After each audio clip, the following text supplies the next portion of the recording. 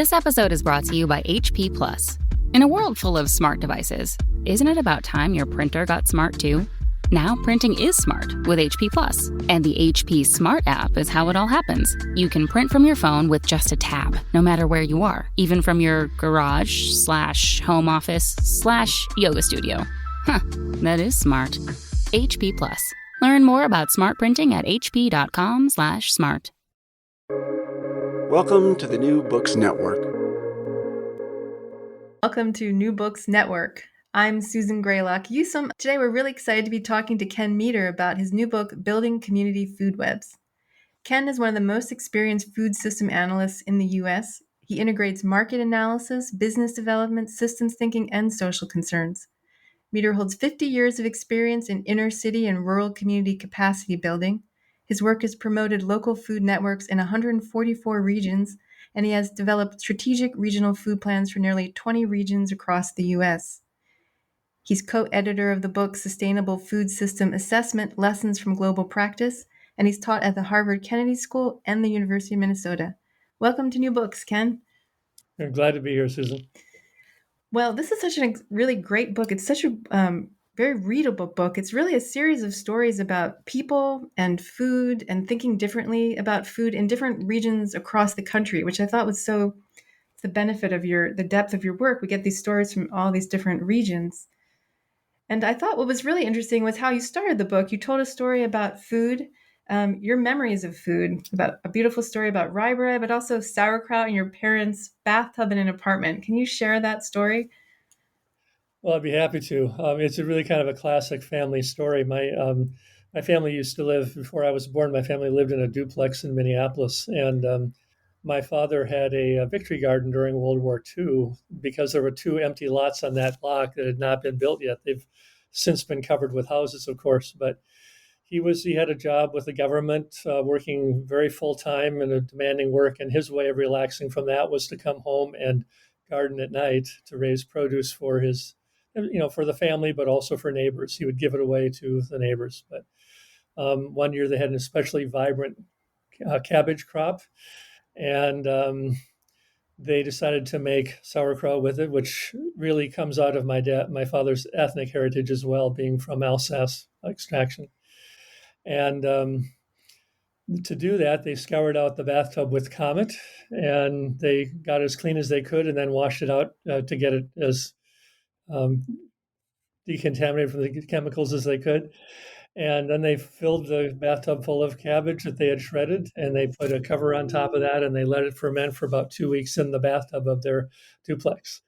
And that meant the entire building smelled like sauerkraut for at least 2 weeks, maybe longer. I wasn't around to see what happened. And at that time, they had trusting neighbors, and like when they needed a shower, they'd go out to their downstairs, their neighbors, and take a shower, and they'd exchange for that some sauerkraut that came from the product. So, and then they gave that to some neighbors, and they ate a lot themselves. But it was just sort of this classic story about turning an apartment into a food production facility in a way that sauerkraut's a pretty safe product to do that with. You couldn't do that with everything, but that's a pretty safe thing to do at your home. And why did you choose to start your book with a story like that? Well, it was a very pragmatic reason as a writer. I wrestled with my editor several times. I mean, we didn't fight about it, but we struggled together about how to kind of structure the book. And I have this big chapter on the economics of farming and how the food system has extracted wealth from rural America in particular.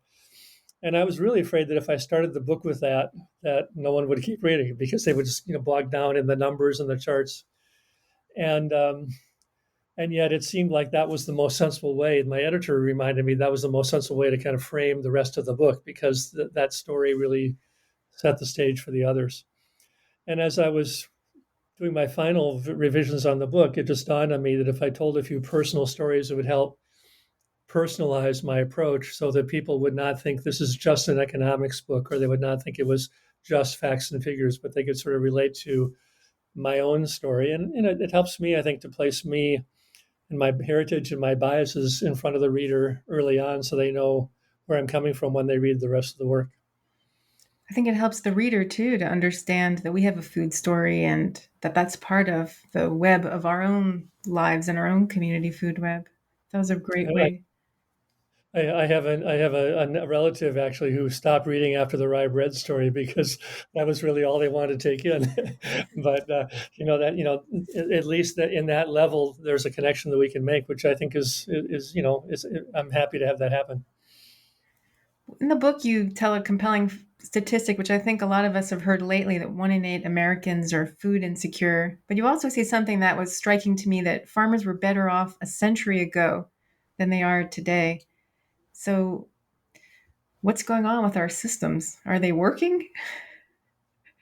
Well, as many people pointed out, the systems we have are working for the purpose that they are designed for, which is to take money out of rural America and to get very low cost food available in a very standardized and commodified form to millions of consumers in a very rapid way. And the system's designed for that purpose, and it does that quite effectively.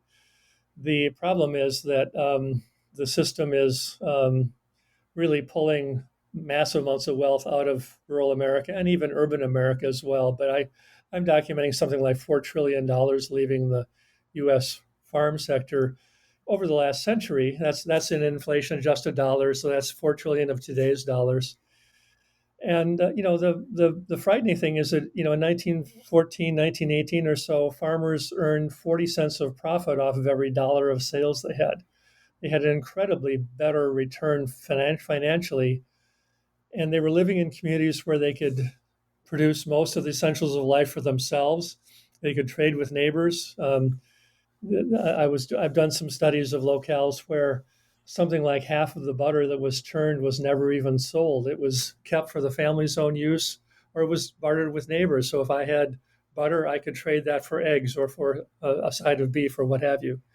And so, of course, in those days also, since we didn't have the modern equipment, we had farms that were raising oats. They could feed horses that were the power source for the farm, so that the power was raised on the farm as well as the horses, as well as the labor for the farm. So there's a very contained system, very circular system, which could regenerate itself. And when we talk about regenerative agriculture now, we often talk about that in a much more kind of abstracted way about how do we make the systems we have more regenerative. But in fact, the farm community had all the skills and capacities and money it needed to keep itself strong over time and to support its own production with its own resources and its own intuition and cleverness. And combining that with 40% profit margin makes a pretty stable, wonderful system. But at the same time, some of that strength was also based on selling food abroad, selling food to Europe, and those markets didn't last forever. And I think what we failed to do at that time was to really translate that prosperity into a lasting system in which people could serve local markets reliably. They could structure their own farms the way they saw fit and meet local markets and regional markets in a way that was sustainable over time, which takes public policy, which we've always been a little bit reluctant to use in a country where we think this is about individual achievement and individual vision. Yeah, I thought that was a compelling piece of the stories. I didn't realize how much farmers used to actually um, barter with their food and use it on their farm. I mean, it really was part of a very complex system, even for themselves. And I think you really talk about that. You make a distinction with the idea of farming as livelihood, and I feel like that's embedded in that idea. Why? Yeah, I mean, our economic development discussion now is sort of focused on creating jobs, which means someone who's wealthy hires someone else who gets paid less, and that's what we consider economic growth. And so you end up with someone who has a lot of power hiring lots of people who have very little power in society. Whereas if you have a strong farming community, you actually have maybe 40, 50 people in the same neighborhood who all feel like owners and have the sense of having responsibility and cohesion around making plans for the future. And that idea that we want to create livelihoods rather than jobs is very difficult to get economic developers to think about right now. But I noticed that the USDA is starting to make that distinction about careers and jobs, and I think that's a really healthy development to be pursuing. I would another element of this, if I can add very quickly, is that my great grandfather on my father's side farmed in Nebraska starting in 1870, and his farm was about one third forest because he needed forests so he could have firewood. He needed forests for pasture area. He needed forests for foraging. And that land has now totally been devoid of trees. It's planted in continuous corn and soybeans. It has been contoured to help protect some of the soil, but we've lost all that forest canopy in land that we now farm, and that's another way that we've kind of gone away from being regenerative.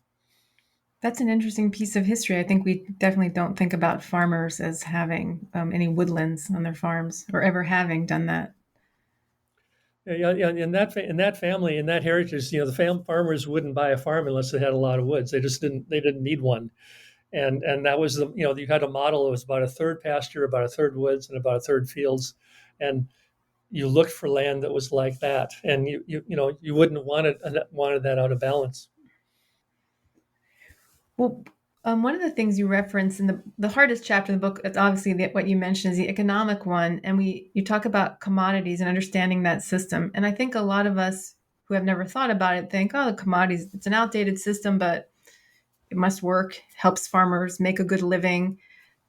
Can you, for a layperson, explain very simply what the commodity system is? Well, I'll see if I can or not. But, I think that's a really central point. I'm glad you're highlighting that. William Cronin is a wonderful historian, wrote a brilliant book called Nature's Metropolis about Chicago. And he describes in great detail how the forestry industry and the railroad industry and the cattle industry shaped the growth of the city. And he makes the point, which I think is really the most concise way I've heard anybody express this, that um, commodities are by definition meant to be traded at a distance. So if I were to sell you, Susan, number two corn, you would know that it had certain attributes. It would be, certain certain moisture content, a certain protein content. It would be graded to number two corn, and you as a buyer would know that you could buy that from Ukraine, you could buy that from Iowa, you could buy that from China, and you'd get pretty much the same stuff that you could put into a factory process. And it's much easier to trade stable, shelf stable, relatively inert commodities that need further processing or that can be opened in a box than to sell fragile foods that are rotting or spoiling if they're on the shelf too long and so on. So the system has been built to trade commodities very efficiently at a long distance. And that means the infrastructure is really geared towards food that's really sort of, not in directly edible form. And what we've lost is a sense of how do we actually connect people around food? How do we raise food for our neighbors? How do we have food that's, kept cool and stored well and healthy and safe in its fresh form for people near us to eat? And one of the real problems of the food system is that we've commodified food, where a traditional indigenous society would say, no, food is a gift from the gods and we have to share it with each other. But, many societies refuse to sell food at all because they just reason that if you raised the food and you had it, you would share it with anybody else around you who might need it. And we've gone from that way of thinking to food as something that can be shipped long distances and sold at a predictable price. Yeah, I think you mentioned something that would be very startling to people, that like 85, 95% of food in a farming community is actually exported out of the community. So when you think of a farming community as being abundant with food, it's actually not abundant with food for that local community. It's really true. It's abundant with commodities. And it's actually often it's 95%. It's really almost everything is being shipped away, and almost all the food people eat is being shipped from outside. There's a wonderful chart in the end of chapter one that shows the massive decline of farm families feeding themselves. There's some data the USDA collects on how much food farm families reserve for their own use, and it went down to close to zero, and has come back in the last few years as more farm families have said, wait a second, I should be feeding at least my own freezer and my own family, but also there are neighbors who want to buy my product. So we're seeing a turnaround, but I think it was $50 billion in 1950 or something like that, quite a bit of food that farmers kept for themselves. And now it's a very, farm rightfully so, farmers want to go to the best grocery stores and buy the best products they can. But most of those things are, more and more we're importing that food from uh, produce from Mexico or Canada or so on. And we're seeing a rise in mental health concerns with farmers. And there's a story you tell in the book about a farmers in his community kept going up for sale, and he would buy them all until he owned almost all the farms. And I think he says, what's it like? And he said, I don't remember the first part, but he said, well, and it's kind of lonely because everyone's gone and there's no more schools because there's no more kids, there's no more families. It's very efficient, but it's lonely. Well, and I really love that story mostly because it was a student of mine who got that story from his father. I was teaching a course on the economic history of U.S. agriculture, and that man's son was in my class, and he came up with a topic on his own where he said, I want to find out if it was a good thing or a bad thing that my family owns the entire township that we farm in. And we have 22,000 acres, and he actually was courageous enough to interview his father and get that quote from him. It was really an amazing moment. And, I don't think that they thought that as a mental health issue, but the loneliness clearly is connected to our disconnection from food, our disconnection from our neighbors, and our disconnection from the sort of a sense of power over the economy too. So what you do talk about as a different way of thinking about food is what you call a community food web. And how would you describe a community food web? What exactly is it? That is a hard thing to describe, and it's unfortunately it's a very broad definition. But I think of a food web as everything involved in getting food from the farm through a processing plant to a distributor, a wholesaler, a restaurant, grocery store. It also includes the people who are knowledge experts who help that system function well. It includes the databases we need to sort of manage that system and evaluate whether it's getting us where we want it to go.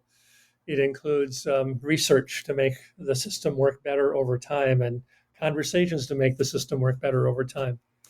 And it's really the whole panoply of everything we do to get food from the farm to the table and then the waste products back into the soil to create new fertility. And I think of that as a web because a lot of the a lot of investors right now are looking for sort of a hub and spoke model where you say you have some anchor institution that's very powerful that coordinates all that activity for everybody else. And that can be an effective way of doing a network. But also, that's a more power centric way than having a dispersed web where people plan with each other, self organize together, and weave the web themselves to make the right things happen on their own volition. And to me, that, and actually to also systems experts, that kind of dispersed power is much more effective and more resilient in the long haul because if the social capital is strong, people can work out differences and they can respond to crises better than if they're sort of stuck in a hub and spoke system that where one group has more power. So I like to call these webs partly because it reminds me that we weave these webs ourselves. They're not something that's sort of structured for us. And I also like the idea of, say, the web of nutrients that mycelia would produce underneath the soil and how they spread nutrients and spread information and spread warnings to each other.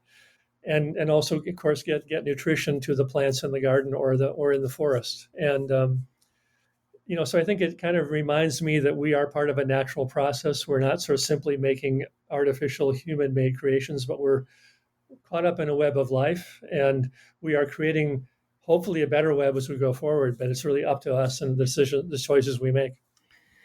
I think it's worth underlining that point you make about the new hub and spoke models that are emerging and what might be problematic about them, because I think that is an important distinction. Also, the point you make about I was interviewing farmers in Montana once, lentil farmers, and I was struck by when they were talking about their own community of farmers, this idea, which I think you're saying is like, I was thinking of it as below above, like the way they were farming and what was happening in the soil was also being reflected in their own farming community and the way they supported each other more collaboratively than had been typical at that time. Well, I think that's really a profound way to think about it. And I think, I'm not surprised the farmers in Montana came up with that, but in a sense, we've we've treated our rural communities the same way we treated the soil. And so we have let a lot of the topsoil go down in my case, in Minnesota's case, down the Mississippi River, and we've let get a lot has been blown away, and children have become an export crop of rural America because we spend a lot of time educating each other well and having kids achieve well in school, and then say, well, there's no work for you here, so you're going to go to some city. Wow. Well, I think a lot of people are familiar with the term food system. How would you distinguish food system from a community food web? Oh, that's a great question too. I mean, I think I wouldn't say that a web is different than a system. Obviously, a web is a system, but a lot of people, when they talk about a food system, they're talking about, again, something they can sort of model, or that's very predictable or very extensive and complicated, but also very inert and very stable. And I think webs, by definition, are changing, evolving rapidly. And one of the distinctions we made is between a food system and a community food system, because a food system that's embedded in community that wants the best outcomes for the people who live there, in my world, wants to build health, wealth, connection, and capacity among the residents, will make different choices than a system that's saying we want to build a certain system to please capital, or to please efficiency, or to please our computer models, or what have you. So I think the one distinction to make is we do food out of a community setting, not out of an economy. And the more that a community setting has an economic strength to it, the stronger and more resilient that community will be. And our food system is complex and adapting very rapidly, especially in this time with the pandemic, with the new innovations that are coming down the pike. So a lot of our planning tools on systems don't fit very well in these adaptive situations where things are really transforming themselves rapidly. And, every research thing I've ever seen, every study I've seen would show that the more people connect socially and have strong trust, the more resilient communities are for coping with that change. And the web is a great metaphor for that, because I saw a web today that I had a spider web that I'd accidentally knocked down, but then I saw that it had rebuilt itself with a different thread, and it was at a sort of stability that's not centralized, like one thread, and it could rebuild a center around that. And it's a great way to think about it. And since you're in the Pacific Northwest, I mean, two of the groups that have really been most clear about this is the 10 Rivers Food Web in Oregon and the North Coast Food Web in Astoria, Oregon. And they adopted that language very early, just saying we really want to talk about our connection to the environment. And then since I wrote the book, I've discovered this has been a term in use in England since the 1990s about community food webs, but I wasn't even aware of that before I wrote this. What about the local food movement? You talk about that a little bit, and that's something that I think has been around for a few generations, and we're getting more accustomed to seeing food mile signs at markets, and photos of farmers and farmers market have come back to communities. Can you say a little bit about the role of the local food movement and maybe the limits of it, or did it get us to a certain place, or did it limit us in a certain way? How do you think of that movement with food in relation to the community food web? Well, I think in many ways, building local and regional food systems has been a tremendous improvement over what we were given. When I was young, when pretty much everything was coming through a commercial system and through, the choices were very limited. And for people to say, I want local food, and I want to know my farmer, and I want to have food grown closer to me, that's a tremendously progressive step. At the same time, the language can be limiting, because that too becomes sort of a commercial product of its own, where it becomes a commodity of its own, where the word local becomes a selling point. And so one of the stories in the book is a farmer who discovered that one major retailer defined local food as anything they could ship with their semi-trucks within 24 hours or less, which meant that his farm in Southwest Indiana was effectively competing with Mexican produce for being local. And there's numerous examples of things like this happening all over the country. I've just been reading some farm to school data where many schools who responded to the new farm to school census reported they bought food locally, but what they meant was they bought it from a local distributor, and they had no idea where it was actually sourced. And so they were checking off the box that we bought locally, but they really had no clue. Well, one school was saying we bought local bananas last year, and they were reporting that to USDA as if that was a fact. Local bananas, not generally in North America. And there are places in Hawaii that works, but this was not Hawaii. And I think that what happens is when, as the movement develops momentum, we simplify the language and we simplify the concepts because more and more people get involved and we try to communicate in more simple ways. And the word local feels really good. So I use the word local food all the time, but I usually stop myself at some point in that presentation. I say, when I say local food, I'm using it as a shorthand for a more important term, which is a community-based food system. And to my mind, how far my tomatoes traveled is a measure of the success I have in building a food system, not the ultimate measure of success. I don't care if my tomatoes come from 50 miles or 100 miles if I have a farm 100 miles away that has better practices, and I know the farmer and I know what they're going through, and I'm going out to help the farm. I'd prefer to buy from that farm than someone who's 50 miles away who has practices I don't support. It's about building loyalty. It's about building mutual respect. And if we build that well, our food miles will go down. But if we say all I care about is food miles, we're going to get corporations giving us low food miles without any better food at all, So it's and without the connection between growers and buyers. that's not the goal. It's a potential outcome, but that's not what's driving it. Yeah, yeah. And this is a dilemma, I think, in federal funding right now, because to set up a standard nationally, you sort of say, well, we support local and regional food systems, and that's good, but also it's very hard to quantify or to make a national formula for when do you have a strong community food network. Yeah, there is a problem, but not a. If a community food web is working well, what kinds of impacts would it be having? Where does it touch everything? Well, it can touch everything. And I think, there's increasingly, we're sort of realizing that constructing better food systems is probably one of the levers that's going to push our society to a better place, more inclusive, more connecting. The way I think about what any food system should accomplish is it should build health, which I think is pretty obvious to most of us that eating good food is very key to keeping ourselves out of the medical system if we can. It should also build wealth, and obviously, especially for farmers, because if farmers are not surviving financially, the food systems are very vulnerable, and they're not. It also needs to be building connection between people, and it needs to be building capacity so we know how to handle food well with our own hands and our own intelligence and so on. So for me, health, wealth, connection, and capacity is sort of the mantra. And an effective food system will build those.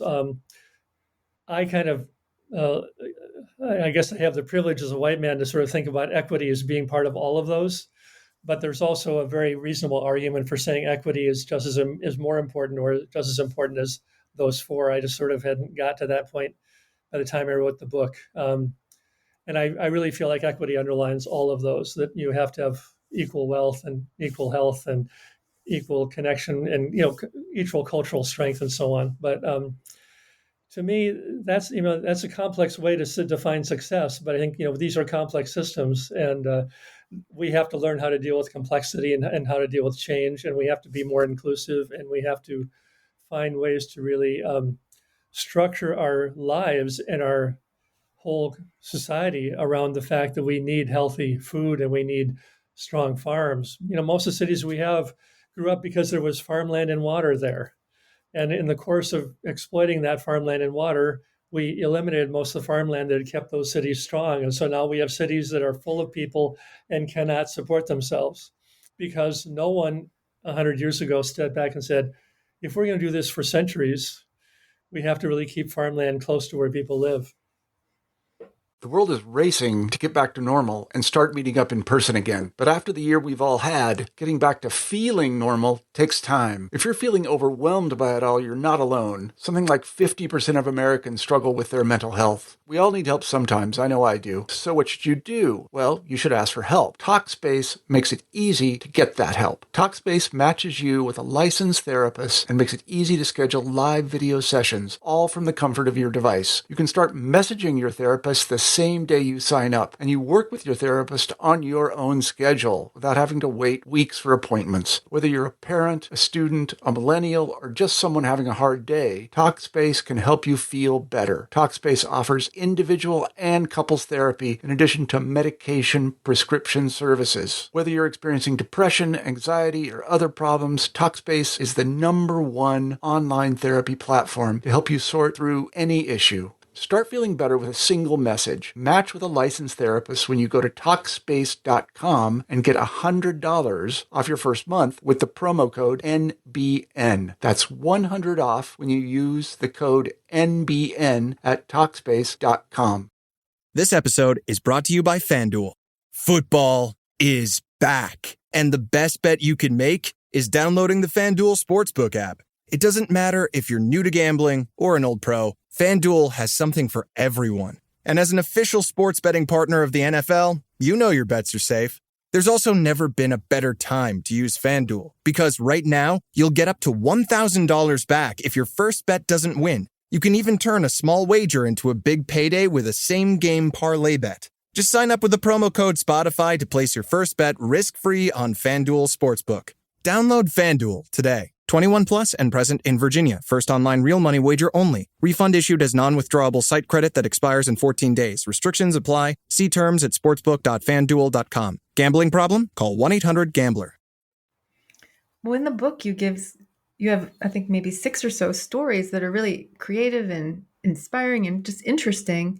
And we don't have time to get into all of them, but maybe you could tell us a little bit about the Montana story. It's a really interesting one. Can you give us tell us a little bit about that case study and why it's a community food web and what was so interesting about it?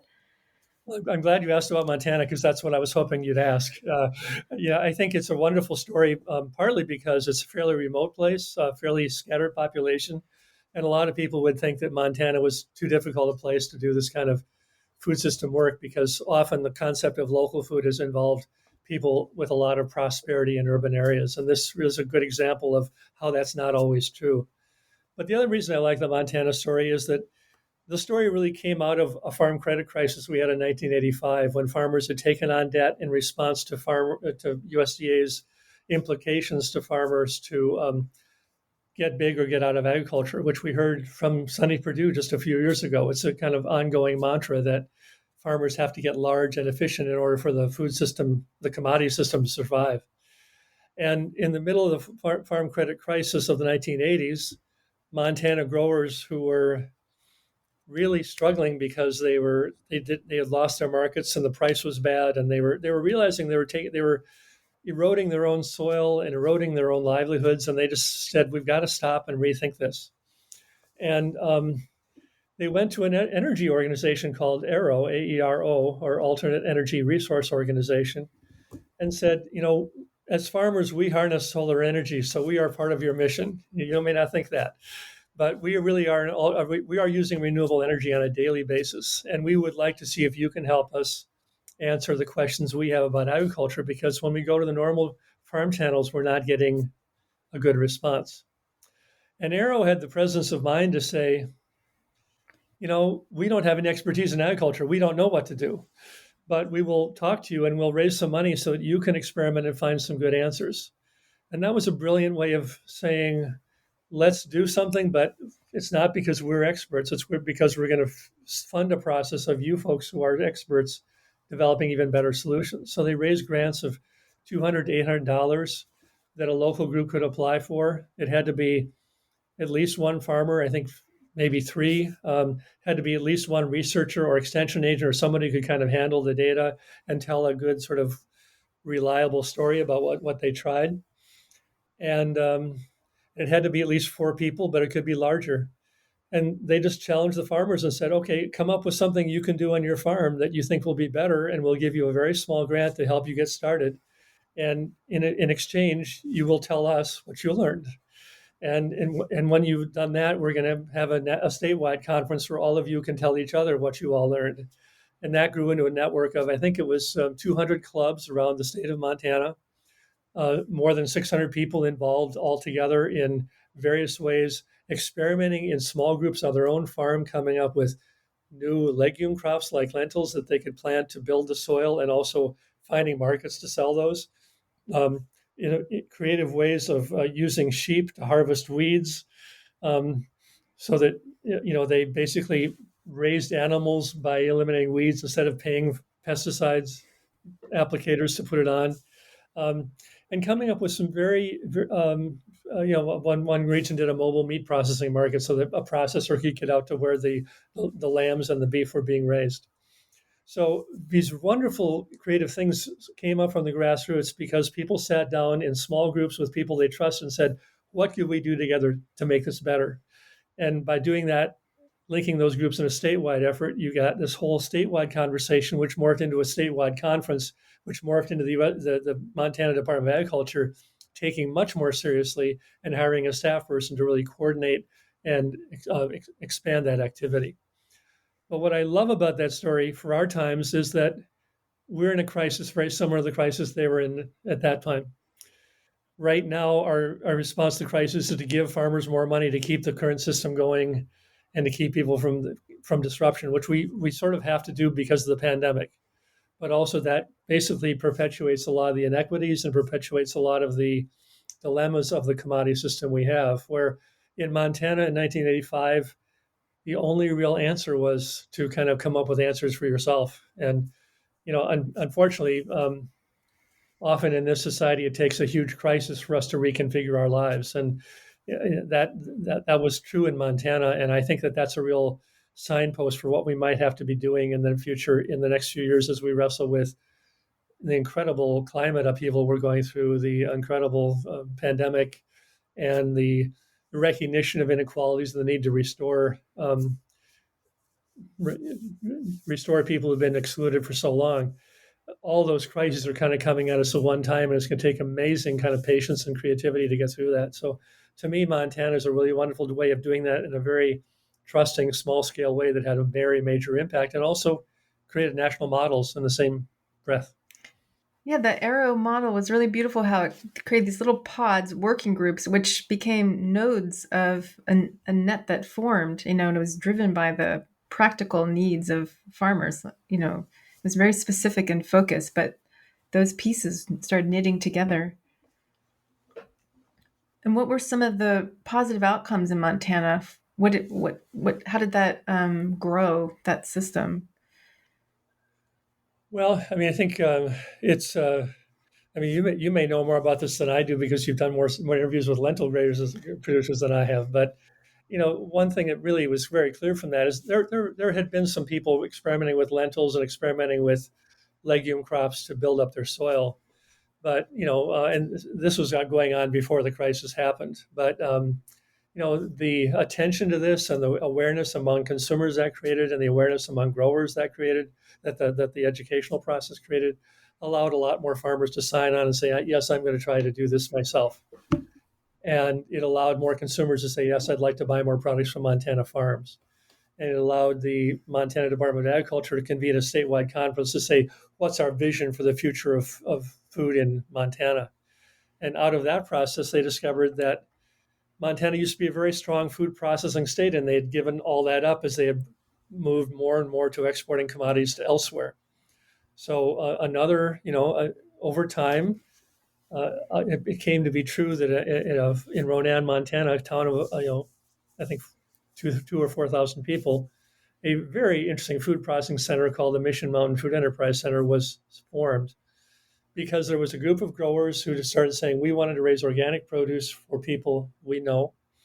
And there was a need to freeze some of that. There was a need to put that into canning, into cans. There was a need to process that in various ways. And so the growers and the processor work together to basically build each other's business up as best as possible. And it it's, I think, much harder to do that than to even ship lentils to China, because we have market channels that take lentils to China. And we have, once you have the production up and you have the standards in place and you produce a high quality product, that's relatively easy to fit into the commodity stream. And it's important to do that. It brought some money into Montana in a very good way, but also the challenge of how do you actually raise fresh peppers for your neighbor when there's no infrastructure to keep it cool and there's no reliable infrastructure for buying that and keeping that locally. That's a much tougher challenge, and that's still going on. And I think the Food Enterprise Center would say there's a lot of challenges in front of them still, and they still have trouble getting as much local food trade as they'd like through the door. But all of this sort of came out of the consciousness and the awareness and the consumer cogency that was built out of that education process in the 1980s. And the timeless natural foods, the lentils that they've been creating, and the breeds like the beluga lentil, which many people know, the small black lentil, which is they actually helped bring to market. And it's a really incredible food source that and it's a collaboration of farmers, which, as you mentioned, is not easy. It takes work. Well, I think Montana farmers are pretty good at collaborating. I mean, one of the things that I think that they have that skill down pat, and a lot of regions I work in, that this farmers really no longer know how to collaborate. So we have a lot to learn from Montana in that respect too. So that's something I wanted to mention, because one of the things that weaves itself through each of the stories is this idea of collaboration, but also trust. And I think it seems to be a really essential piece, of growing and building food webs. And can you say a little bit more about trust? I mean, it's a hard thing to measure, and it seems to be generally lacking in highly individualistic societies like our own Western culture right now. So can you say something about trust and how that plays a part in food webs? Well, yeah, I think it's really, I think the core process is always building mutual respect and, hearing out different viewpoints and taking in different thoughts and not fighting about it all the time, but sort of saying, okay, let's discuss that and let's come up with a better common analysis of that. And it takes trust to do that. It takes patience to do that. And yet all the 8 stories in the book, some group of people have developed that trust very effectively, and they've learned how to share power. They've learned how to share information very openly. They've learned to sort of fight things out when fights had to be held, but in a very principled way, in a very thoughtful and careful and loving way, rather than just polarizing the way we have now. They've done it largely without weapons, as far as I can tell.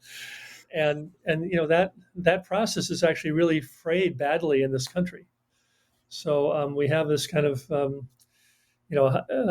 building that trust on an ongoing basis is something that we really we have to get a lot better at doing. But I also kind of would argue that it's precisely by sharing food that we are kind of required to build trust. Right. I think about this often. Eating food from someone is an act of extreme trust that's safe and good to eat is powerful. We often forget that. Yet there's I had a business person to say to me in a meeting earlier this week, and he was a fairly manipulative, fairly hard-hitting, aggressive person. But his comment was, business moves at the speed of trust, and even at that kind of competitive level, I mean, you look at the produce industry nationally, and it's a very competitive industry, but you have to be totally true to your word. If you're not true to your word, no one will trade with you, and that's because things are moving so quickly. You have to, if the buyer says, I've got this product, you have to trust that they really do have the product and they will actually deliver. And the margins are fiercely small and things are changing all the time. But if you lose that trust, you're out of the game. Yeah, there was a great quote in the Hawaiian case study from Kasha Ho'okili. She said, "The wealth of our community resides not in dollars, but in knowledge, in culture, in practice, in love." There was another. Go ahead. Well, that's really profoundly true, and I think we have so much to learn by going back to what we used to know as indigenous societies, what we used to know as traditional societies, where people were so remote that they had to collaborate with each other. My great grandparents were stuck in a rural neighborhood with no support services, and they only really had the people around them to trust. And so, I mean, that's and we, the Hawaiian chapter is full of cultural insights like that, or things that we used to know that we've in collective memory and mainstream society have often lost. Something you mentioned at the end of the book, which was very profound to me, was you said that people who are more connected to the natural world, are able to build good trust and they can embrace uncertainty. And that this is really, that's a capacity that allows you to build a better web. Can you say more about that? Because that just seems like a very essential cultural piece for us to understand our connection to the natural world and that connection with embracing uncertainty and building trust, which seems like we're really going to need going into what we're entering now, this period of great uncertainty and climate change. Well, yeah, I'm a long way from knowing much about indigenous practices. This is not my own background, but when I've had chances to work with indigenous groups, so often the core ritual is really one of sort of placing yourself within the four directions and within the earth and the sky. I mean, the earth and the sky, and really kind of taking in on a daily basis what's changing around you, what you notice from nature, what you notice from the weather change, the people around you, and many indigenous societies, many traditional societies have built in that way of really looking at that and taking that in regularly so that you don't lose track of that. And one Navajo healer I talked with just said that the rituals are really important for weeding out the bad thoughts and kind of keeping the positive momentum going forward. And you know, when you're seeing nature, I was as a kid, I had a couple hundred acres of open land to roll around in, and I could go out there all day and play a lot. And that meant so much to me in my development because you would see how the weather was changing. You would see how the clouds were shaped. You would see how the insects were coming through at different times of the year. And you had this real kind of visceral daily sense of, so what's really shifting as I go out there to the same place every day? And what's happening I should be aware of. If the clouds are building, should I go home? Or should I go out there and stick my head and watch the rain come down on top of me? And that connection to the natural world and the fact that we don't control it, we are really part of it, and we are shaped by it, and we help shape it. That sense of mutuality with nature, which again we lose when we get very abstract and very commodified. That's such a important thing to have. But I think that sense of being interconnected through nature and part of something that's changing all the time is essential if you're going to deal with a situation that's changing all the time, that is going to throw surprises at you. And if we can't do that together, we can't respond to these crises we're encountering. And we typically think that farmers are more connected to the seasons that way and to the ever-changing natural world. But that is also probably a question of scope and scale. And I think you made the point that right sizing is a factor in a community web and where it kind of lands. But you also said something I thought was really interesting was the question of scale is also an issue of justice.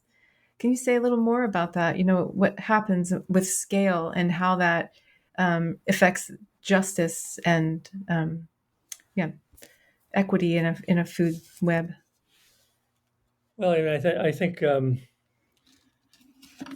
clearly when you have major powers who are really large, when you have four meatpacking companies controlling 85% of the supply of meat, and you have primarily immigrants of color doing the work at minimal wages and having almost no ability to take bathroom breaks or to take away for a day if they feel like they're sick from the pandemic, being reported upon if they take a day off or fired because they decided to care for their family instead of being at work. I mean, those injustices are so extreme, and it came out so visibly in the pandemic, where mostly people of color got ill in the food factories and in the meatpacking factories, and large payments went to the meat companies to kind of offset the costs they were taking on for reduced operations.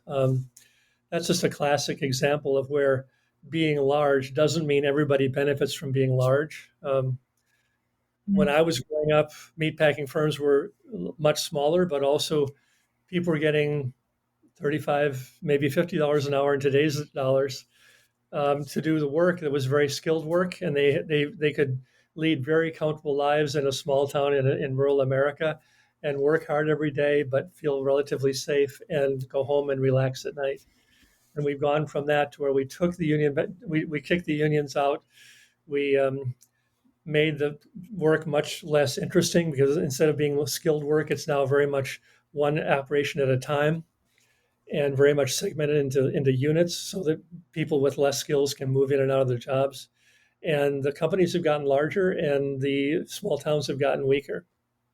And we have more of a population of immigrants who have very little clout in society and very little sense of ownership or belonging, who are doing incredible work to feed everybody else. In the community where you live, what kind of things have you seen happen that are really positive and generative in the community food web where you live? Well, that's a little embarrassing question to answer, partly because since I've been running around the country so much, I've lost a lot of contact with the community where I live. But I think the point where I could really sort of tell the best stories would be when I got out of college. I moved into a low-income neighborhood of Minneapolis, and I was lucky to come out of college at a time we were challenging the Vietnam War. Feminism was breaking out, Black Power was breaking out, and a lot of big issues were coming at us at the same time. It happened to be the same neighborhood where George Floyd was murdered a year ago. So it's like I lived about 6 blocks from where that happened. But at the time I moved in the 1970s, there were hundreds of people my age who were coming with college educations, with vision, with a sense of cultural rootedness, who were living in limited means in a low-income community together, and who, if you suggested something, people would form a group and make something happen right away. And out of that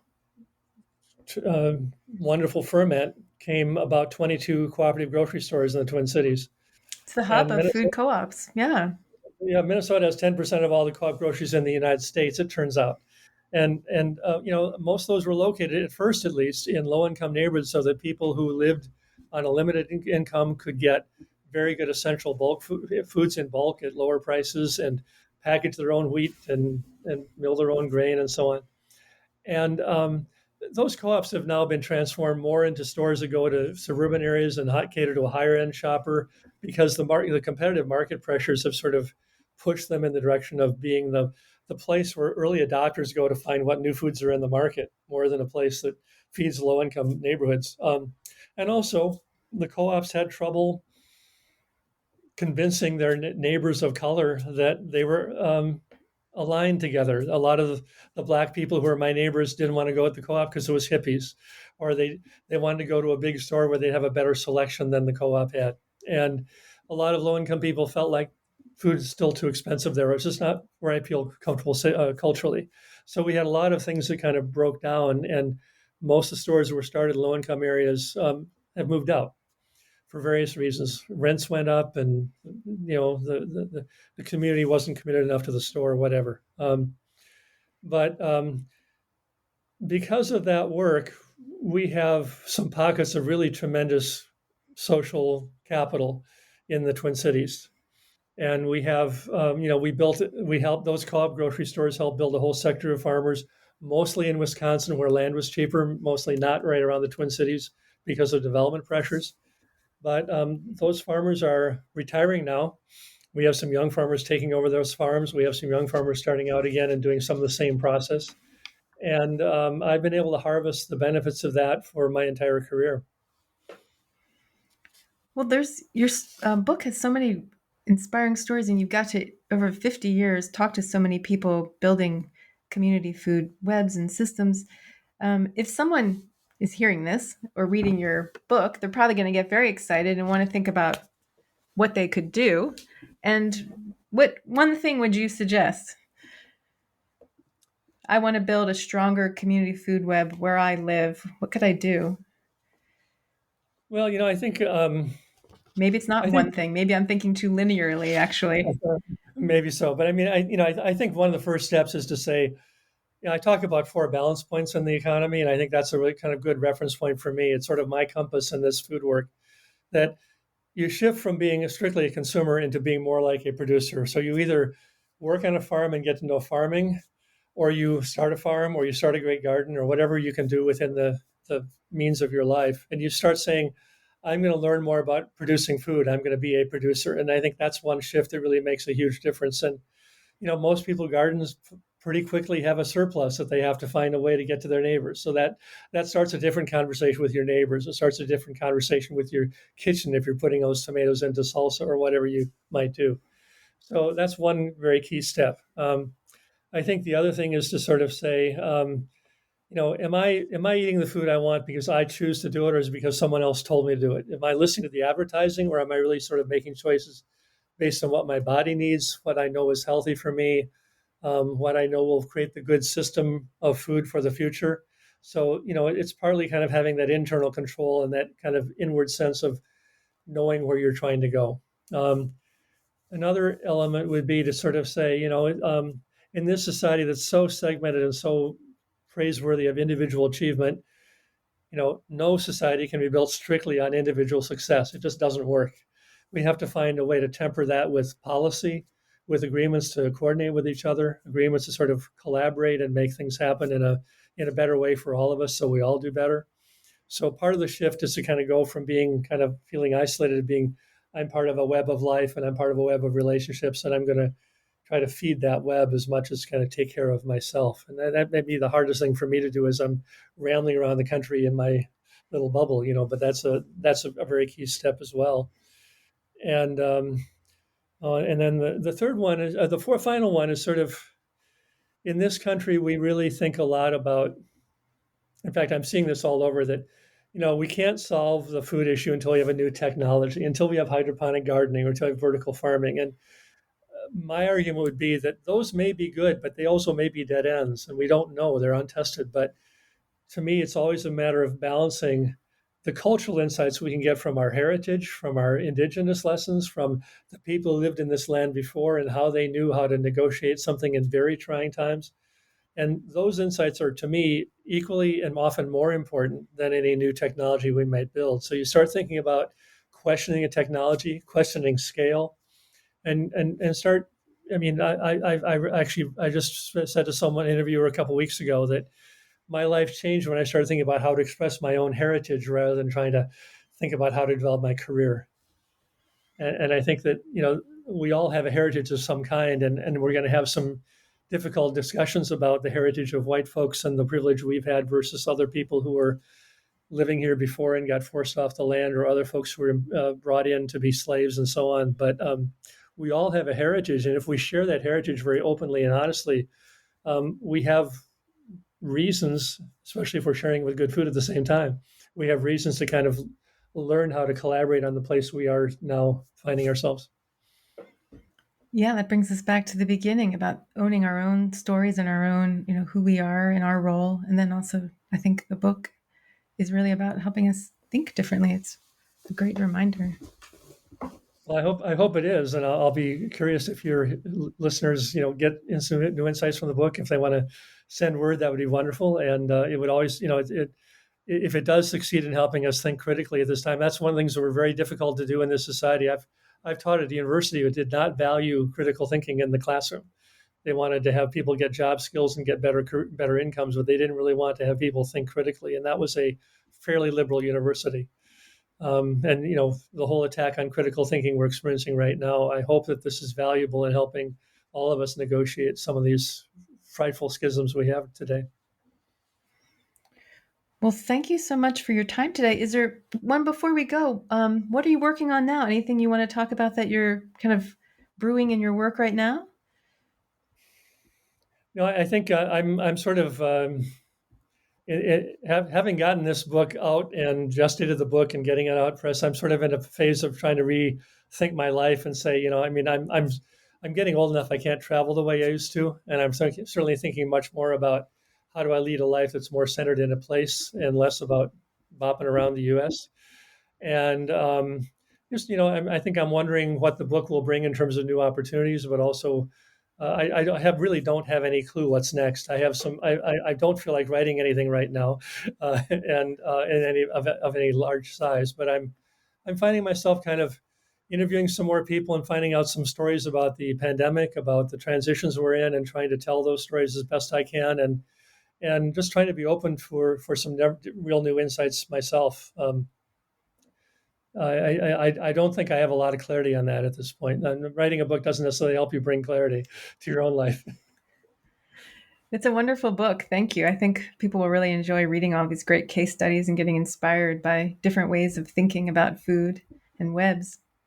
Well, thank you for reading it and for having the time to talk these ideas through with me too. Well, thank you so much for joining us. I am Susan Graylock Usum, and this is the New Books Network. And we've been speaking to Ken Meter about his new book, Building Community Food Webs. Thank you so much for joining us, and we'll see you next time.